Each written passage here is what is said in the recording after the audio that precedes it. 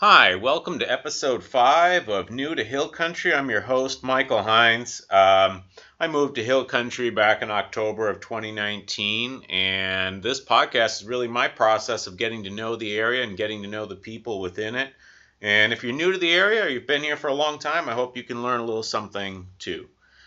Today I'm talking to Mason Inks, owner of CW Pools. He's going to talk about the pool industry, how they make pools, and he's got a lot to cover in all of that.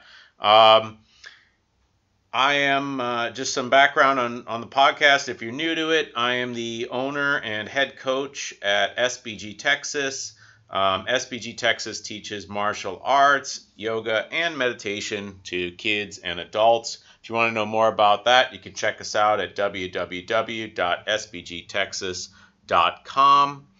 Our show sponsor is LMNT. LMNT is an electrolyte mix developed by Elemental Labs, working in association with Rob Wolf. It's an amazing, it's just little packets that you get. You dump it into about 16 ounces of water, takes care of your hydration needs without giving you a bunch of sugar and nonsense.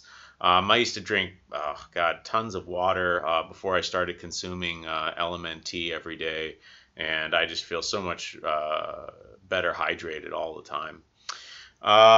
So, without further ado, we'll get right into the show, talking with Mason, owner of CW Pools and longtime resident of Hill Country. All right, welcome to the show. I'm here with Mason Inks today, and he is owner of a pool company and a longtime resident of Hill Country. So welcome to the show, Mason. Hi, thanks for having me. I'm pretty excited about talking with you. Cool. Hey, Mason, so did you grow up in Hill Country, or are you from somewhere else? I grew up here in New Braunfels. I've lived here pretty much my whole entire life, except for, we moved up to Canyon Lake for a couple years. Okay. And then moved back to New Braunfels area. But pretty much my whole life I've been here, and it's been wonderful. Love the area, the rivers and everything. So, Great. How much has it changed for you in your lifetime being around, like, not necessarily even just New Braunfels, just Hill Country in general? What are some of the biggest changes you've noticed over the course of your life here? Well, I would say the growth, the crazy amount of growth that's gone. When I was in high school, I went to Canyon High School, which if you look back 20 years, even 10 years, right over by Canyon High School, middle school over there, they have developed everything, and population is like almost, I would say, almost tripled from what it was. We used to be able to go, when we used to go for football practice today, coaches would have us go run on these back roads, but you can't do that anymore. I feel like I know people still say it's like a small town, but I feel like it's getting to a much bigger town than what it is, but at the same time, it still's got that small town vibe, I feel like, which is pretty cool. Downtown is more, when I grew up, we never really went and did much stuff downtown, and now they actually have a lot of things to, kind of keep you occupied to do and stuff like that. So good growth, and it's, I like it, with all the people coming in and doing stuff. So as someone who's totally new to the area, what is there to do in downtown New Braunfels? Like, what draws you down there in particular? And you can just talk about what it is for you that you like. It's all good. Well, so for me, I really like, walking, just being able to walk down around all the places and see it. It looks historic to me. And just kind of, it's almost like, I guess what people would say, sightseeing. Even though I'm a local, I love kind of just walking by the shops. My wife loves the ice cream shop down there, so we kind of go with all this stuff. We're not going there daily, but we were walking down there daily and doing that. And then we'd walk down to look at the Comau, and then go over to Landa Park and play with the kids. Go over by Worst Hall, which that, it had burnt, but they're fixing that and getting that ready for Worst Fest coming up. But, just being able to kind of like, connect with people too at the same time, walking down, everybody's really friendly, and just have, sometimes at least for me, I strike up conversations every once in a while with walking down there, and my wife loves, exercise, and that's what we like to do is just go around and do stuff like that. There's places like, to me, there's a couple bars down there that people love to go to, and I don't really do go to bars, but there's quite a few popular bars down there that people go and have a good time. And then there's quite a good bunch of, I would say, eating establishments like McAdoo's and Myron's and stuff like that, and then small little knick-knack shops and stuff like that. What are the bars that you think are particularly popular? The Poorhouse, which when me and you met the first time, we were pretty close to that one. I don't know if you went in there. No. But they have live music, which most of those bars are going to have live music, but they have live music. And I want to say every time, I used to go jogging every night, and man, that place, there would always be a bunch of people there every day of the week. It seemed like, it just, that's one popular place, I would say.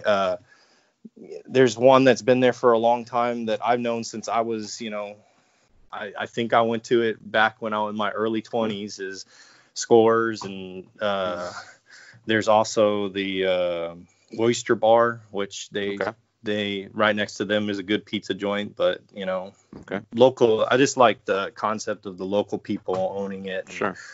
Not, kind of, I like the local vibe of everything kind of going down over in that area. Sure, especially even when I was talking about the ice cream shop, just the personalities of people and getting to talk to them. It's not just like, hey, here's your ice cream or something. You strike a conversation, talk to someone about something important to them.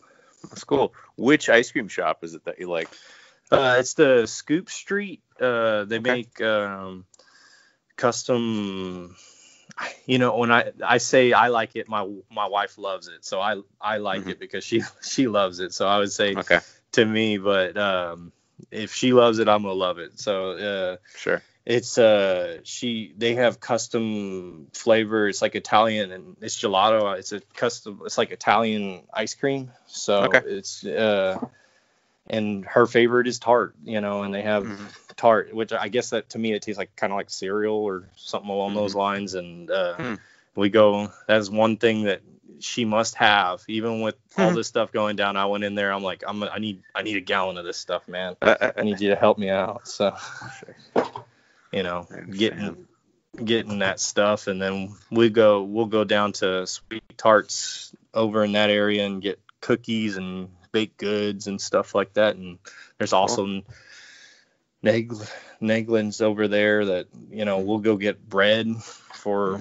any type of stuff. That's just good produce and everything. Sure. Have most of those places been there for quite a while, or? Well, Neglin's has been here, I don't know exactly, but crap, they've been here for, I want to say, I don't know if it's been 100 years, but they opened up a long time ago, and they've been one of the oldest, I want to say the oldest businesses in New Braunfels, which they're pretty close to actually where the Oyster Bar is, and but they're a bakery, and I think, if I'm not mistaken, they do deliver a lot of baked goods to a lot of other local businesses, and then people go in there. Like, we went in there a couple of weeks ago to get some tortillas. They were running a special, and we went and got some tortillas. You can get bread, cookies, you can get a lot of stuff, and then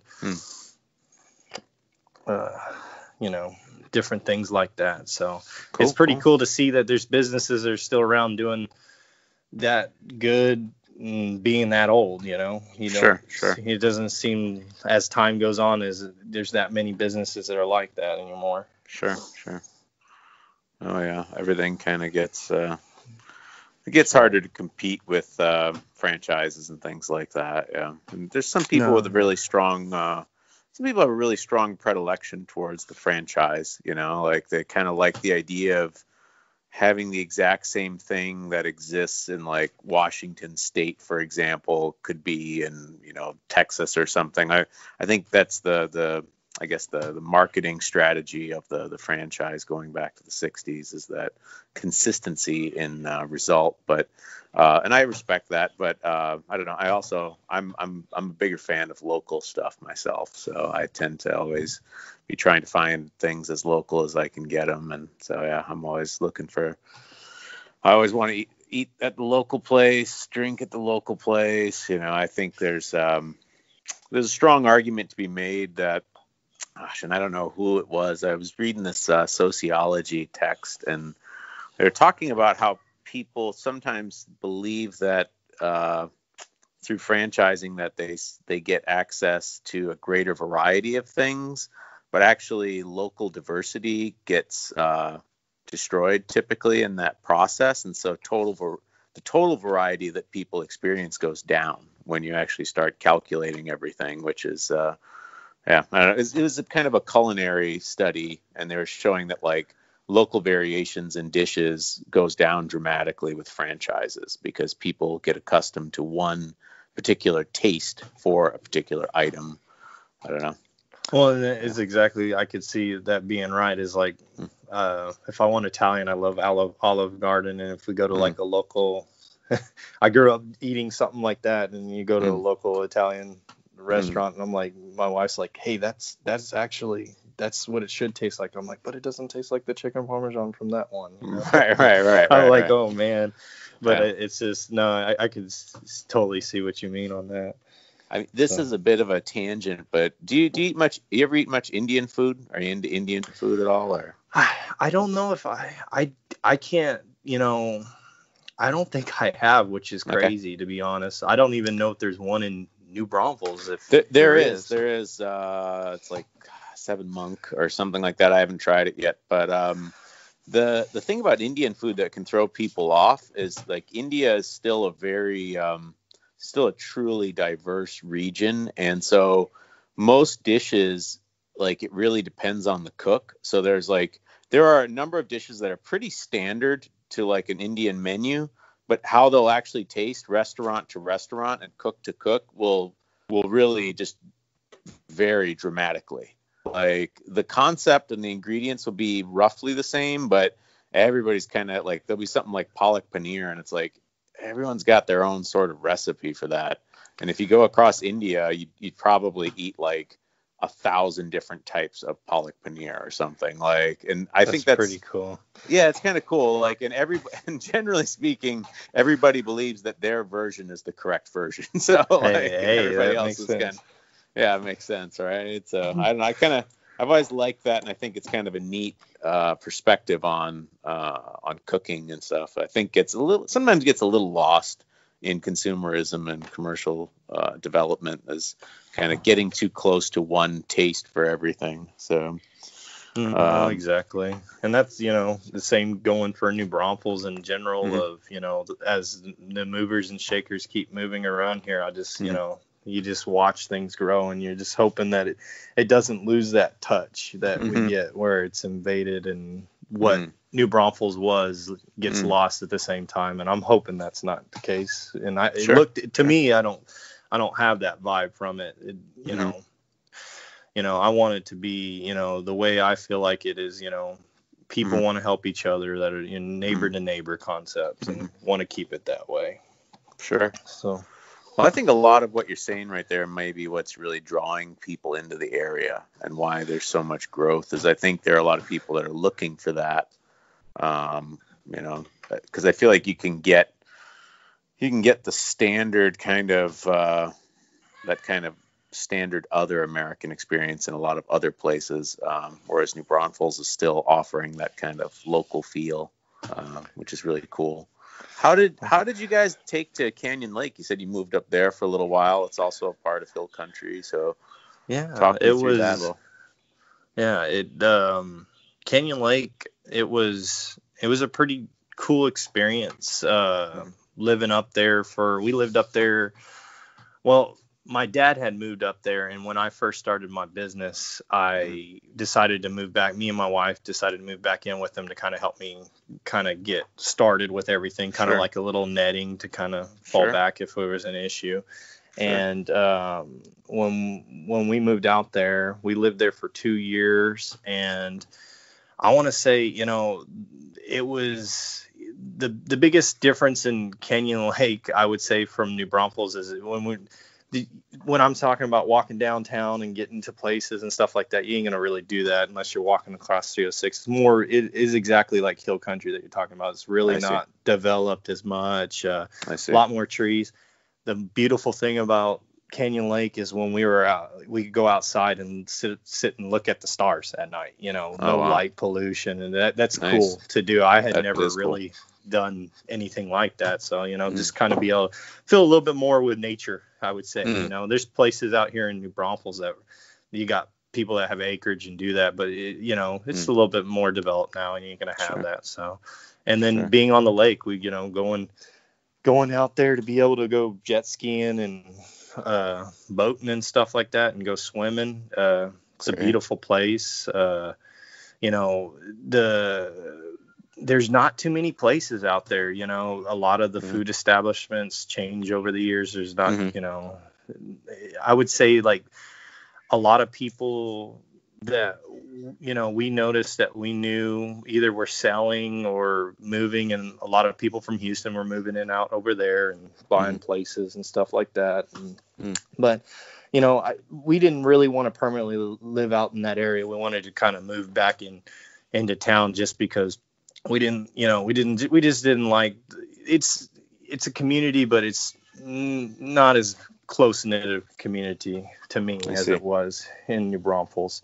And being able to go and do stuff and be able to, take the kids and do stuff at the same time. So, but overall, we had a pretty enjoyable time. The biggest thing, I guess, is, if you wanted to, you could do whatever you wanted without anybody pretty much saying anything, because there was not hardly anybody right next to you.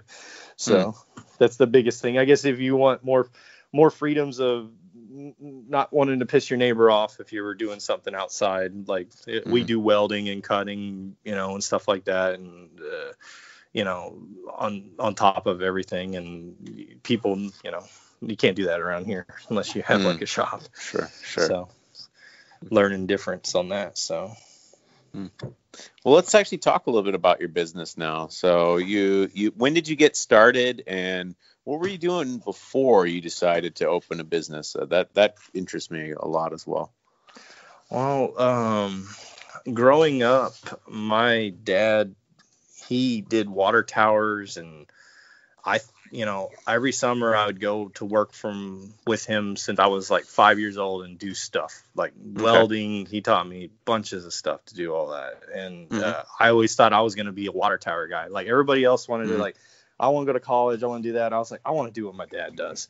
And I thought, well, I'm going to do this. And then when I was about 15, his boss got into building swimming pools, and I started kind of working the summers doing the same thing. And I was like, I kind of like this, but at the same time, I was like, man, sandblasting water tanks, painting that sounds so much cooler. And then right as I got out of high school, I got offered a job to work with them, and I took it, and I built swimming pools for about 4 years with a company called Pools Unlimited out of Bulverde with my dad. And me and him kind of fought like cats and dogs. So we decided, hey, it's not working out. You need to kind of go to your different way. So I met with a guy that did welding, and he did fences in the Bulverde area, making custom fences. And I did that for about 9 months, and I decided, I was like, this is not fun. So I decided to get back into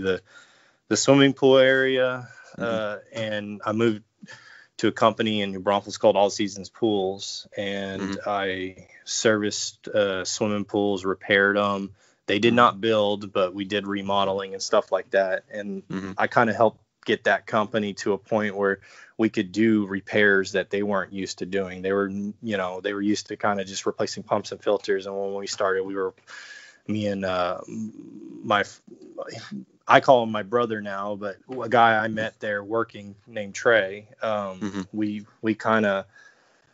do it almost all of the work we do nowadays is together too at the same time. I see. What we kind of learned, we kind of paved our own ways in the pool industry, I would say, like to kind of be able to do what we are doing today. And then after that, I was like, you know what, I want to do my own business. And then I talked to my dad, and I've been in business for myself for, I guess this would be my third. I think this is my third year.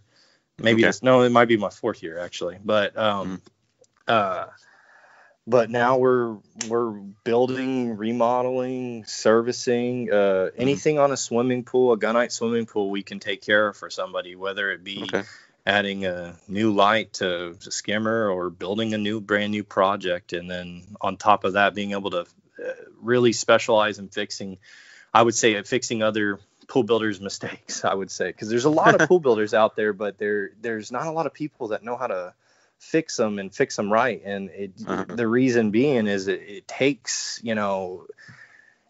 time and different situations to get you to a point of seeing, like, in this situation, how do I fix this? And it could just kind of how there's so many different opinions on what's the best and how this works the best, and what an engineer will tell you versus what it actually practically works for fixing something, and stuff like that. And it's just, I love what I do. I think that is the biggest thing. I would have never gone off and done this if I wouldn't have fallen in love with what I do. I feel like fixing that stuff, I've turned everything into kind of like a hobby as swimming pool. I do some metal work, but I love doing it on the swimming pools, and I think that's, the biggest thing with anybody who does anything. If you can fall in love with what you're doing, you'll be, I don't see how you can't be successful or be good at it or something like that along those lines. So,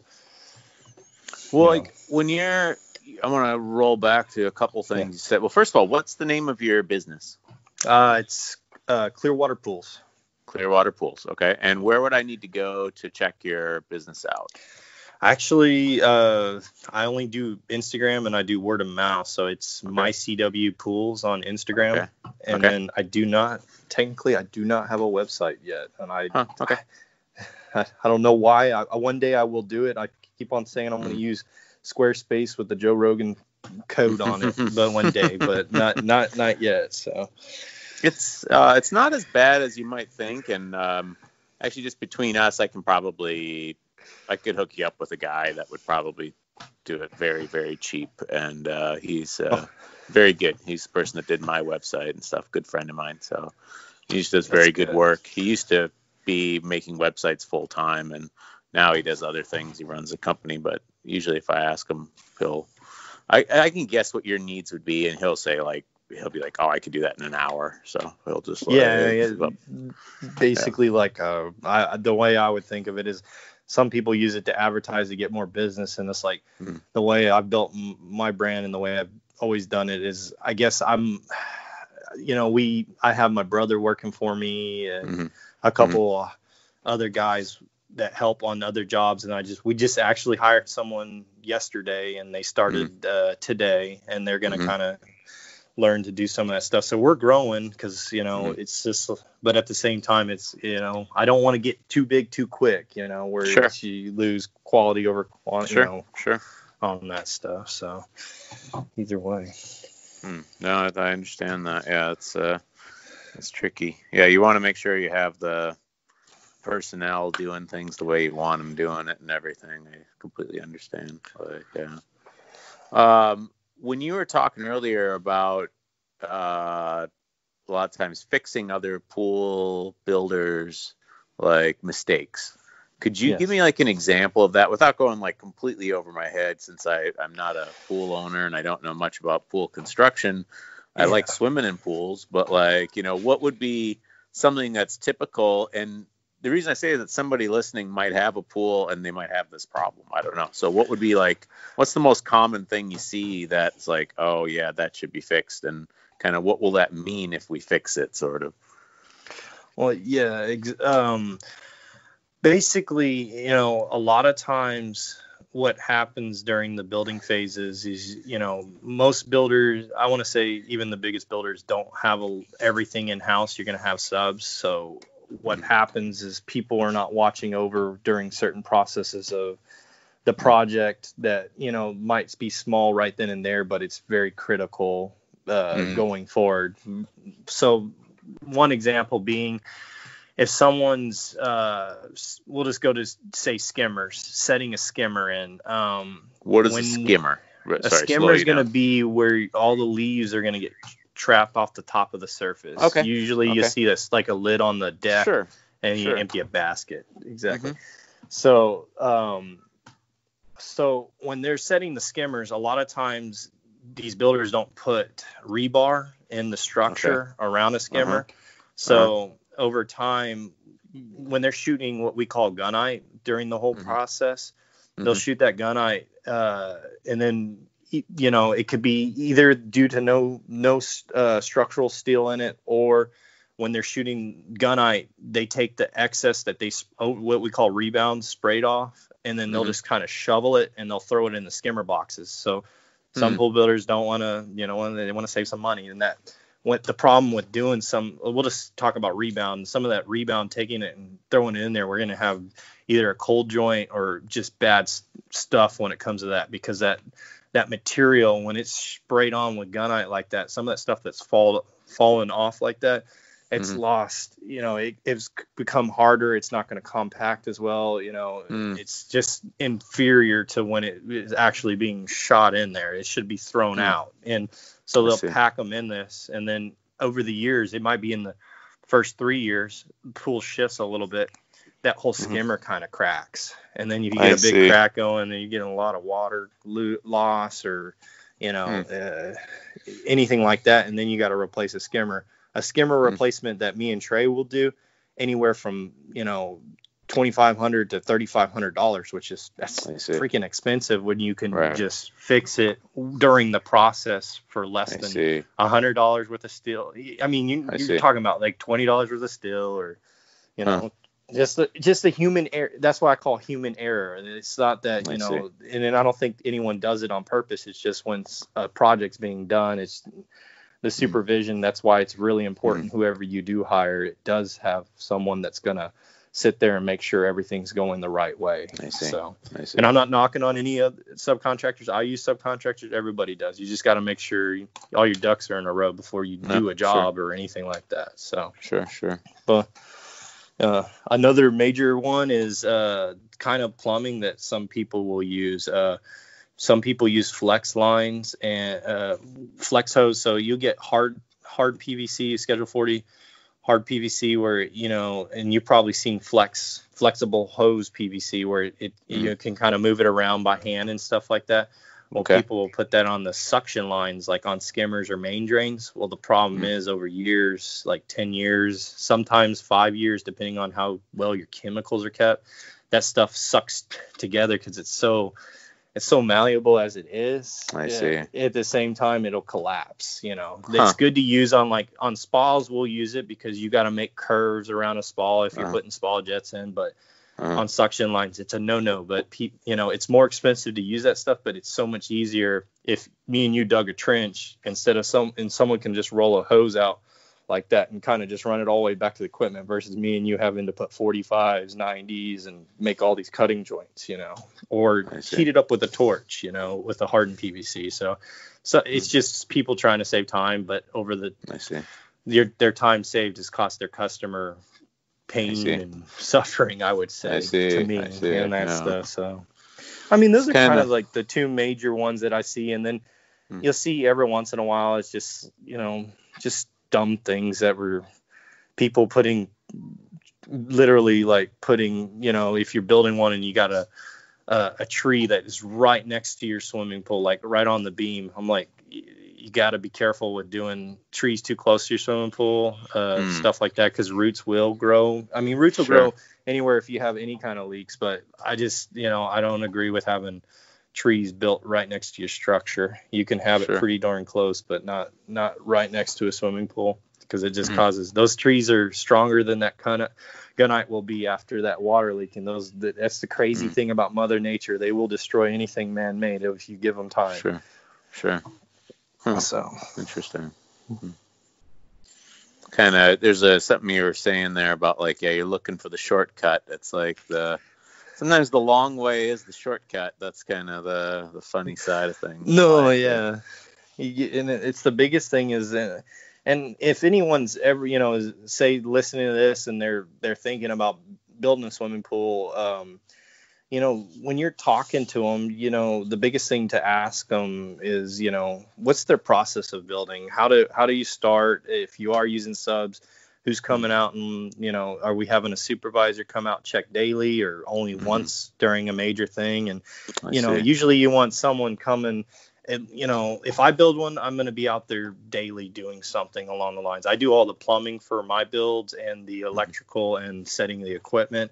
I could do the steel, but I have a guy that does the steel that does it every day.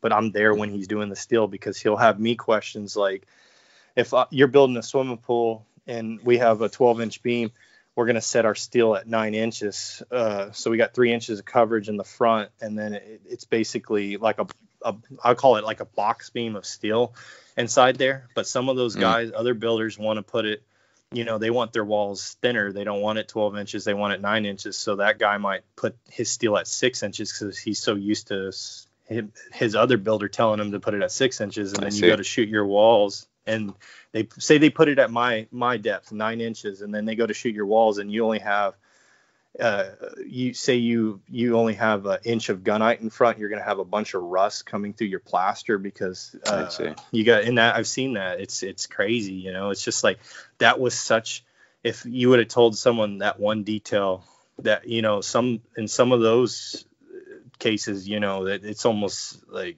it's not like a total rip out where you have to take everything out. You can fix it, but it's just like, oh man, that's a major thing you have to deal with, or anything along those lines. I see. Well, that's interesting. Where do you see things going with the company long term? Like, what are your plans long term for? Well, I would say that really I want to build. I go back and forth on what I want to do with my company. I want to, at some days, I want to have a bunch of people, helping a bunch of people with I want to almost help everybody, but I know I can't concept, So I've kind of come to the grips that I want to kind of do, like, I want to keep it smaller, but at the same time, eventually my goal right now is, in the next couple years, to get up to being able to build, say, 20 pools a year, and then be able to employ another 10 people on top of that. Okay. So just to kind of help, I want to pave my way here in New Braunfels a little bit, kind of help kind of define a little bit of being a different builder than others. But at the same time, I want to be there I do help other builders in the same, if they have problems. That's another thing I do. I never want to throw anybody under the bus. It's like, if they have an issue, we can help you. There's not a lot of companies that'll come in and do that. So kind of specializing in helping others at the same time. So that's cool. So cool. Just give me a second. I had another question for you. So what are the main things you make? Like, when we say pools, like, and then you mentioned kind of jacuzzis in there too. So just kind of what's the basic range of your products? Like? So anywhere from I want to say I don't do any type of fiberglass or standalone jacuzzis. We do all gunite custom, like concrete structures and stuff like that. I mean, okay. Our mains, like, I guess our products, we specialize in Pentair, which, going to that, there's like 4 main product lines in the pool industry, and Pentair is one of them. And I do make custom fences around swimming pools, even though I don't. When I start to do it, I'm like, why am I doing this concept? But I can do that. Going forward, if we do fences around a new build, we'll probably buy pre-made fence unless they want like some kind of custom made one that they can't do something along those lines. But most of our products we buy from a distribution center that most other pool builders can get. So and I would say the custom made stuff that I do, it would be the fencing and stuff like that. I'll go pick up steel and make my own stuff, which that's like, that's one of those, it gets into like, I turn the pool thing into like something I love too. And it's fun sometimes to kind of change it up a little bit and be like, hey, we're going to do some metalworking today besides, clean some swimming pools or, build something or something like that. We're going to build a fence, I was, do anything like that, kind of help out anybody that one of my customers kind of help out with what they need in that concept. Sure. So I'm trying not to get into being a general contractor, but sometimes people got me doing stuff like that. I poured a sidewalk a couple weeks ago, and because she's a little old lady that she's really nice, and she's like, I can't get anybody to do it, and I was like, I will come do it for you if it'll make you happy. And that's it made her day, and that's like what I was like, all right, Beautiful. I'll make her day. That's what we'll do. So beautiful. Either way, that's cool. Well, hey, it's been a lot of fun chatting with you here, and let's go back over where do I go to find out more info about you? What do we need to plug? The Instagram and I would say Instagram, and it has my phone number, and that's where I'm kind of keeping my profile of work. Eventually, I'll do a Facebook, but it's my CW Pools, and then I do the one thing I did want to add is when I'm doing all this stuff, the one other main person I do work with his name is Trey Oaks, and he has a swimming pool company called Oaks Pools, and he has a website you can go to. So if he has a lot of any kind of big jobs he does, I do with him. We we work hand in hand, like I said, doing stuff like that. So you can also go to oakspools.com and you can talk to him. He does, anything I do. If he's doing a project, I'm going to be out there seeing you. If I'm doing a project, he's going to be out there seeing you. So it's one of those things too. Cool. All right. Well, hey, it's great talking with you, Mason, and good luck with all the pools and stuff. And we'll be in touch. Well, I appreciate you letting me come on here, and I will look forward to seeing you in the gym again. Yeah, that should be coming pretty soon. Right. Great.